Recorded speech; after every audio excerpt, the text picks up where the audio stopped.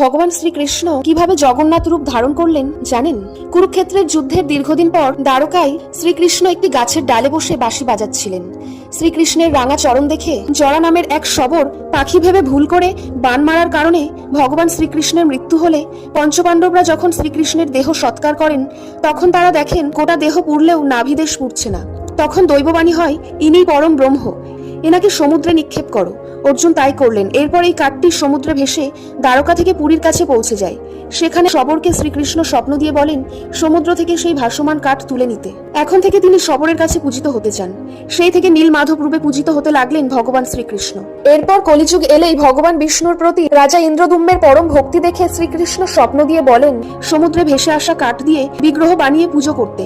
এই স্বপ্ন পেয়ে রাজা ইন্দ্রদুম্ন খুব খুশি হয়ে পুরীতে বড় মন্দির তৈরি করে নীল মাধবের পূজা শুরু করেন। সেই থেকেই শ্রীকৃষ্ণ জগন্নাথ রূপে পূজিত হন। জগন্নাথ দেবের ভক্ত হলে চ্যানেলটি সাবস্ক্রাইব করুন।